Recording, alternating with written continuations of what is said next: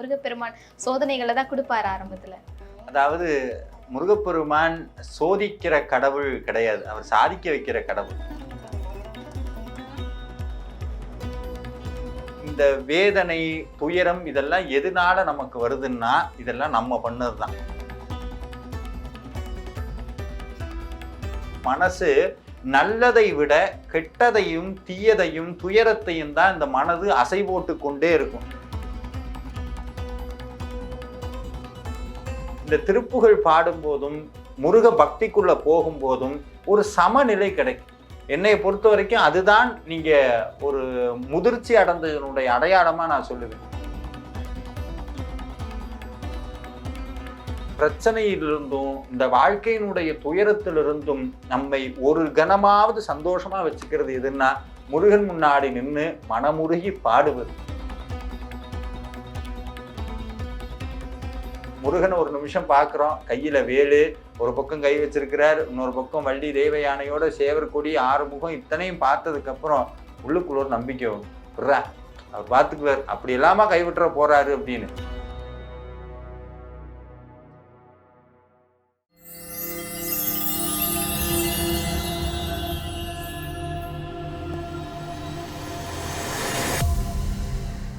வேலை வேண்டுமா? Blue ocean இருக்கிறது. 10th 12th டிப்ளமோ டிகிரி படித்தவர்களுக்கு உணவு, தங்குமிடம், இஎஸ்ஐ, பிஎஃப் இன்சூரன்ஸ் உள்ளிட்ட சலுகைகளுடன் அனுபவத்திற்கேற்ற நல்ல சம்பளம் 15,000 முதல் 30,000 வரை. பெண்களுக்கு முன்னுரிமை. 2,000க்கும் மேற்பட்ட வேலை வாய்ப்புகள் உள்ளன. இப்போதே தொடர்பு கொள்ளுங்கள். Blue ocean.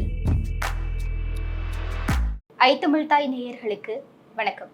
இன்றைய ஆன்மீக சிறப்பு நேர்காணல்ல ஆன்மீக பேச்சாளர் விஜயகுமார் சார் நம்ம கூட இருக்காங்க. ஸோ முருகப்பெருமான் வழிபாடு சம்பந்தமா நிறைய விஷயங்கள் அவர்கிட்ட கேட்டு தெரிஞ்சுக்க போறோம், பேசலாம். வணக்கம் சார். வணக்கம்.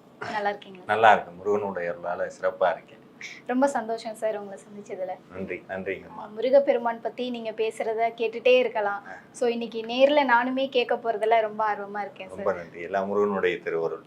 முருகப்பெருமானை வழிபடுறவங்க எப்பவுமே சொல்ற ஒரு விஷயம் என்னன்னா, ரொம்ப சோதிக்கிறாரு முருகர் என்ன. இப்போ காமெடி எல்லாம் கூட அதை வச்சு மீம்ஸ் எல்லாம் கூட, முருகா நீ அடிச்சது பத்தலையா, எனக்கு இன்னமும் கொடுக்கணுமா அப்படின்ற மாதிரி அந்த அளவுக்கு பேசப்படுது. அதே போல திருச்செந்தூர் போறதுக்குமே நிறைய பேருக்கு போகணுன்ற ஒரு ஆசை இருக்கும், அதுக்குமே நிறைய தடைகள் வந்துட்டே இருக்கும். ஸோ இதுக்கெல்லாம் என்ன காரணம்? முருகப்பெருமான் சோதனைகளை தான் கொடுப்பாரு ஆரம்பத்துல. அதாவது முருகப்பெருமான் சோதிக்கிற கடவுள் கிடையாது, அவர் சாதிக்க வைக்கிற கடவுள். சோதனை ஏன் வருது அப்படின்னா, இந்த மனதிற்கு ஒரு குணம் ஒன்று இருக்கு. என்னன்னா, நீங்க ஒரு பாதையில பேசாமல் போய்கிட்டு இருக்கீங்க, அப்போ வரைக்கும் அந்த மனசு எதுவும் பண்ணாது. ஆனால் திடீர்னு நாளைக்கு உங்கள் வீட்டில் வழிபாடு பண்ண போறீங்க, முருகனை திருப்புகழ் பாட போறீங்கன்னா, இன்னைக்கு உங்கள் வீட்டில் ஏதாவது சண்டை வந்துருச்சுன்னா உடனே மனசு சொல்லும், நீ பார்த்தல இதை பண்ண போய் தான் உனக்கு இது வந்தது அப்படின்னு. இந்த வேதனை, துயரம் இதெல்லாம் எதனால நமக்கு வருதுன்னா இதெல்லாம் நம்ம பண்ணது தான். எந்த ஜென்மத்தில் பண்ணோம்னு தெரியாது. இது அத்தனைக்கும் தொகுத்தா ஒரு விஷயத்த சொல்றாங்க, கர்ம வினை. கர்ம வினையை அனுபவிக்கிறதுக்காகத்தான் இந்த உடம்பு. இன்னமும் ஓப்பனா சொல்லணும்னா, சில விஷயங்களை நம்ம ஒருபோதும் அக்செப்ட் பண்றதுக்கு தயாரா இல்லை. நான் சாமியை கும்பிட்றேன், நீங்க சொன்ன மாதிரி திருப்புகழ் படிக்கிறேன், ஆனா நான் பண்ணதை எனக்கு ரிட்டர்ன் வரக்கூடாதுன்னு நினைக்கிறேன். அது எப்படி சாத்தியம் இல்லைல்ல? இப்போ நான் எனக்கு ஏதாவது கெட்டது நடந்ததுன்னா நான் போய் முருகன்ட்ட சண்டை போட முடியாது. என்னுடைய வேலை உனக்கு சேவை செய்யறது, உன்னை பாடுறது, உனக்கு பணிவிடை செய்யறது. நீ எது கொடுத்தா நான் ஏத்துக்கிறேன். எனக்கு எவ்வளவோ நல்லது பண்ணியிருக்கேன், ஆனா ஒருபோதும் நான் போய் சாமிகிட்ட கேட்டது கிடையாது, நீ எனக்கு எதுக்கு இவ்வளவு நல்லது பண்ணன்னு கேட்குறது. ஆனா நமக்கு ஏதாவது துன்பம் வரும்போது உடனே நம்ம என்ன பண்றோம்னா, மனசு நல்லதை விட கெட்டதையும் தீயதையும் துயரத்தையும் தான் இந்த மனது அசை போட்டு கொண்டே இருக்கும். இன்னைக்கு நான் நம்ம உங்ககிட்டயே நீங்க கேட்குறேன், நீங்க எப்ப சந்தோஷமா இருந்தீங்க கடைசியா அப்படின்னா உடனே நம்ம யோசிப்போம். எப்போ துக்கப்பட்டீங்கன்னா, தான் இப்போ 2 நிமிஷத்துக்கு முன்னாடி கூட துக்கப்பட்டேன். ஏன்னா நம்மளோட இயல்பே என்ன ஆச்சுன்னா, துக்கத்தின் மேல அதிகமான ஒரு பார்வை இருக்கிறது, சந்தோஷத்தை நழுவ விட்டுறலாம். ஆனா இந்த திருப்புகழ் பாடும்போதும் முருக பக்திக்குள்ள போகும்போதும் ஒரு சமநிலை கிடைக்கும். என்னை பொறுத்த வரைக்கும் அதுதான் நீங்க ஒரு முதிர்ச்சி அடைந்ததனுடைய அடையாளமா நான் சொல்லுவேன். சும்மா நம்ம உள்ள வந்ததுக்கு அப்புறம் முருகன் என்னை சோதிக்கிறார், முருகன் சோதிக்கிறதுக்கு அவர் வேலையே இல்லையே, அவர் அப்படி சோதிக்க போறதும் கிடையாது. இந்த கர்ம வினை ஒரு உண்மையை சொல்லணும்னா, நீங்க எப்ப கடவுளை நோக்கி திரும்புறீங்களோ, எப்ப முருகனை நோக்கி திரும்புறீங்களோ, கர்ம வினை உங்களை அங்க போக விடாம தடுக்கும். ஏன்னா நீங்க அங்க போயிட்டீங்கன்னா உங்களுக்கு ரிலீஃப் வந்துடும். ஆனா அங்க போக விடுறதுக்கு கர்ம வினை விடாது. ஏன்னா அதை நீங்க அனுபவிக்கணுங்கிறது இந்த பிரபஞ்சத்தினுடைய நீதி. ஏன் பிரபஞ்சத்தினுடைய நீதினா அது நீங்க பண்ணதுதான். அப்போ முருகன்கிட்ட போறதுக்குள்ள நம்மளுடைய புத்த பகவானுடைய ஒரு கதை ஒண்ணு இருக்கிறது. ஒரு புத்த சன்னியாசி பாலைவனத்துல போறார். பாலைவனத்துல போனா திருடன்ட்ட போய் மாட்டிக்கிட்டார். அந்த திருடன் ரொம்ப நல்லவன். அவன் சொல்றான், நீ எங்கூடயே இரு, நான் உனக்கு சாப்பாடுலாம் போட்டுக்கிறேன், நீ எப்போ போகணுமோ போன்னு சொல்றான். உடனே அந்த புத்த சன்னியாசியும் உட்கார்ந்துக்கிறார். இவன் தினமும் திருட போவான், வெறுங்கையோடையே வருவான். அந்த சன்னியாசி கேட்பார், ஏன்பா உனக்கு ஒன்றும் கிடைக்கலையா? ஒன்றும் கிடைக்கல, ஆனால் அவனுடைய பதில், நாளையும் முயற்சி செய்வேன் கடவுள் விரும்பினார். நாளையும் முயற்சி செய்வேன் கடவுள் விரும்பினார். இவருக்கு அப்படியே ஒரு மாதிரி சுருக்குன்னு ஆயிரும். அவரு கீழே முடிக்கும் போது அந்த கதை இப்படி முடியும். நானும் ஒவ்வொரு நாளும் தியானம் செய்திருக்கிறேன். என்ன இந்த வேலை, இது புத்தி கெட்ட வேலை, ஏதோ ஒரு உருப்படியான வேலையை போய் செய்யலாமே என்று நினைக்கும் போதெல்லாம் திருடக்கூடிய நபருக்கே, திருட்டு வேலைக்கே கடவுள் துணை புரிவார் என்ற நம்பிக்கை இருக்கும்போது கடவுளை தேடக்கூடிய நான் எனக்கு எவ்வளவு நம்பிக்கை இருந்திருக்க வேண்டும்னு கேட்பார். அப்போ நம்ம முருகன் மேல நம்பிக்கை வச்ச அடுத்த நிமிஷம் நம்ம என்ன பண்றோம்னா எக்ஸ்பெக்டேஷன் ஒரு அளவுக்கு மேல போயிருது. எப்பவுமே அதான் சொல்றேன், வேல்மாறல் படிங்கன்னு சொன்னா அடுத்த ரிப்ளை என்கிட்ட என்ன வருதுன்னா எவ்வளவு நாள் படிக்கணும் அப்படின்னு. இது என்ன கேள்வி? எவ்வளவு நாள் சாப்பிட்றது அப்படின்னு நம்ம கேட்கறது இல்லை. எவ்வளவு நாள் நம்ம தூங்க போறோம்னு கேட்கறது இல்லை. நம்ம ஒரு மந்திரத்தை இல்லை சாமியை நினைச்சு பாடுங்கன்னா எவ்வளவு நாள் படிக்கணும், என்னன்னா நம்ம எப்போ முடிக்கணுங்கிறதுலாம் நம்ம என்ன இருக்கு. அதை விட அந்த கேள்விக்குள்ள இன்னொரு விஷயம் என்ன இருக்குன்னா, எப்போ என்னுடைய பிரச்சனை தீரும்னு. நான் உங்களுக்கு கொடுக்கக்கூடிய ஒரே பதில் என்னுடைய அனுபவத்துல சொல்றேன் என்னன்னா, சாமிகிட்ட எதுவும் கேட்காதீங்க. என்ன நடத்தணுமோ நடத்து. பெரிய பிரச்சனையா இந்த பிரச்சனை மறையணும்னா அக்செப்ட். நீங்க எப்ப பிரச்சனையை ஏத்துக்கிறீங்களோ அந்த பிரச்சனை மறைஞ்சு போயிடும். நீங்க ஏத்துக்காத வரைக்கும் அவங்கள போட்டு படுத்தும். முருகன் எதையோ கொடுத்துருக்கிறார், ஏத்துக்கிறேன். அப்பவும் அந்த பிரச்சனையிலிருந்தும் இந்த வாழ்க்கையினுடைய துயரத்திலிருந்தும் நம்மை ஒரு கணமாவது சந்தோஷமா வச்சுக்கிறது எதுன்னா, முருகன் முன்னாடி நின்று மனமுருகி பாடுவது. திருப்புகழை பாடுறோம், கந்தரலங்காரம் பாடுறோம், வேல்மாறல் படிக்கிறோம் அப்படின்னா முருகனை ஒரு நிமிஷம் பார்க்குறோம். கையில வேலு, ஒரு பக்கம் கை வச்சிருக்கிறார், இன்னொரு பக்கம் வள்ளி தெய்வ யானையோட சேவர் கொடி, 6 முகம், இத்தனையும் பார்த்ததுக்கு அப்புறம் உள்ளுக்குள்ள ஒரு நம்பிக்கை வரும். அவர் பார்த்துக்குவார், அப்படி இல்லாம கைவிட்டுற போறாரு அப்படின்னு. நம்ப முடியாத ஒரு அதிசயம் நடக்கும். எந்த பிரச்சனையை பார்த்து பயந்தோமோ அந்த பிரச்சனை ஒண்ணும் இல்லைன்னு போயிடும். ஆனா நம்ம அந்த ஸ்டேஜை கடக்கணும். ஆனா கடக்கிறதுக்கு யாரும் தயாரா இல்லை. அதை கடந்து போறதுக்கு யாரும் தயாரா இல்லை. நம்ம உடனே என்ன சொல்லுவோம்னா கம்பேர் பண்ணுவோம். என்னை மாதிரி யாருமே நான் சாமி கும்பிட்டது இல்லை அப்படிமோ. அது எப்படி நம்ம சொல்ல முடியும்? அப்பவே என்ன பண்ணிட்டோம்னா மெல்லி அகங்காரம் உள்ள வந்துடுது. அதை அப்படி வச்சுக்கவே கூடாது. கர்மவினை என்ன பண்ணும்னா, கர்மவினை தான் 2 விஷயங்கள்னால தீவிரத்தன்மை அடையும். ஒண்ணு ஆசையினால், இன்னொன்னு அகங்காரத்தினால. அகங்காரம்னா என்னன்னா, நான் எனக்கு எனக்கு எனக்குன்னு அந்த எனக்குங்கிற அந்த அகங்காரத்தினாலும் ஆசையினாலும் தான் கர்மவினை ஊடுருவ முடியும்.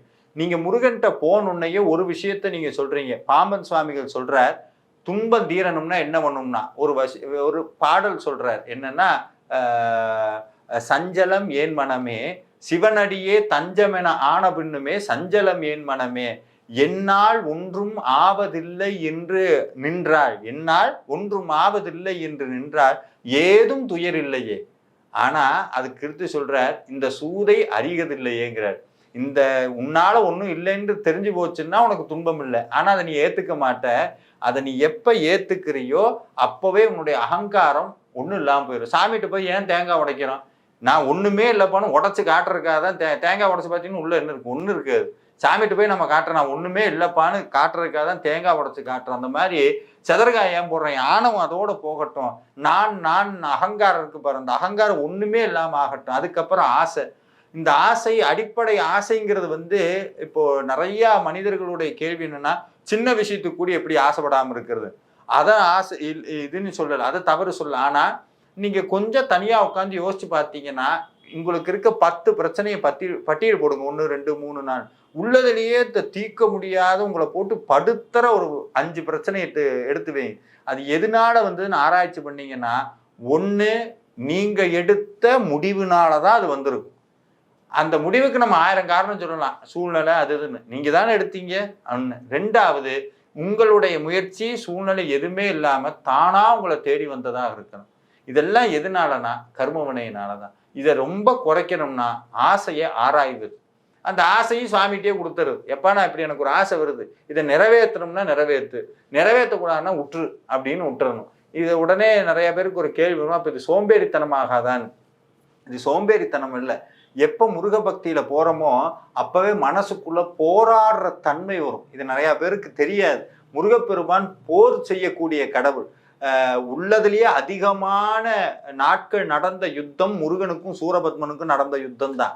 எப்ப முருகப்பெருமான் இடத்துல போறோமோ விவேகானந்தர் சொல்வார், நான் வெற்றியை கேட்டேன், உனக்கு கடினமான சூழ்நிலைகளை எனக்கு உருவாக்கினாய்பார். அப்பத்தான் நான் ஓட முடியும். எந்திரிச்சு ஓடக்கூடிய தெம்ப முருகன் கொடுப்பார். விழும்போதெல்லாம் தூக்கி விடுவார். இந்திரா உன்னா ஓடணும்டா அப்படின்னு. இந்த விளையாட்டா சொல்லுவாங்க, அது என்னது, சின்ன பையன் சாப்பிடும்போது கூட சொல்லுவாங்க, இது என்னடா சின்ன பையன் இப்படி சாப்பிட்டு இருக்குங்கிற மாதிரி சாமி ஒவ்வொரு தடவையும் விழும்போதெல்லாம் தூக்கி விடுவார். எந்திரிச்சு ஓடுதான் பார். சிக்கல்களை சாமி கொடுக்குற மாதிரி கொடுப்பார். முருகனோட பேரை சொல்லி முட்டி மோதனம். வேல் என்ன பண்ணுச்சு, சூரபத்மனுடைய மலைக்கு முன்னாடி தூள் தூள் ஆக்குச்சு. அதான வேல்மாறல் சொல்லுது, துதிக்கும் அடியவர்க்கு ஒருவர் கெடுக்க இட நினைக்கின் அவர் குலத்தை முதல் அறக்களையும் எனக்கும் ஒரு துணையாகும். தனித்து வழி நடக்கும் என திடத்தும் ஒரு வளத்தும் ஒரு உரத்தும் அருகடுத்து இரவு பகற்றது துணையதாகும்.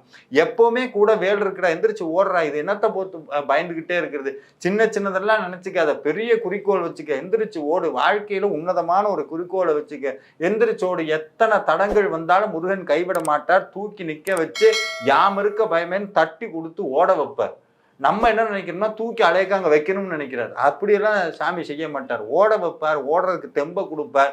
பெரிய பெரிய கர்ம வினையினால பிரச்சனை வருதா, அதை சிறுமையாக்கி அனுபவிக்கிறதுக்கு உண்டான தைரியத்தை கொடுப்பார். அதை நான் அனுபவபூர்வமாக எத்தனையோ அடியார்கள் வாழ்க்கையில உணர்ந்திருக்கிறேன்.